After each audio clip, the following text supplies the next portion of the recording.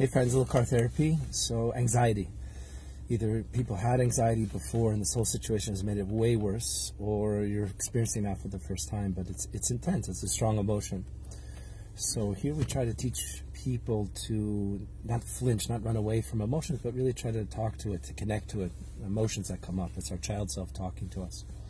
But very often that process of kind of hanging out with the emotions, using a feelings chart, what was I feeling, that could be after the moment. But in the moment itself, where I'm being triggered or I'm experiencing a tremendous amount of anxiety, we need to learn to calm ourselves. We need to learn to self-soothe. We need to learn to be able to reestablish some control of ourselves, which is also a very big part of that process, that kid inside sees that we're capable of being relied on and trusted to maintain safety, emotional safety.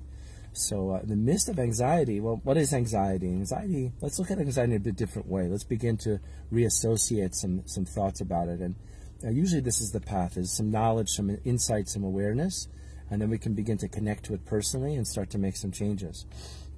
So anxiety is a sign to us that we are way over focused on things that are beyond our control and not enough on things that are in our control. So we're thinking about the future, totally out of my control, other than what I invest in today that will bring tomorrow.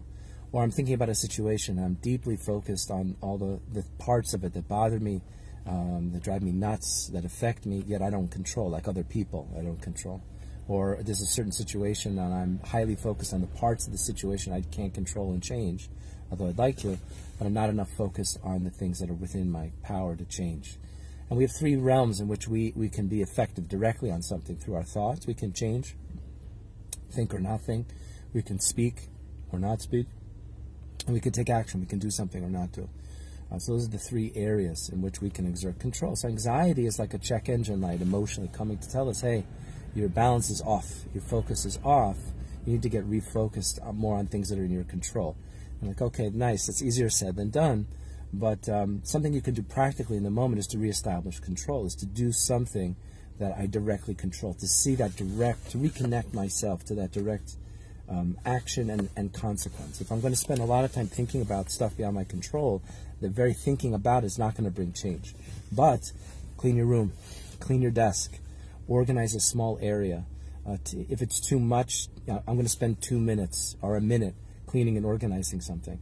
That reestablishes a sense of control. It gets me back focused on control, that the things I do directly lead to positive outcomes. Give it a try and see that your anxiety doesn't come down.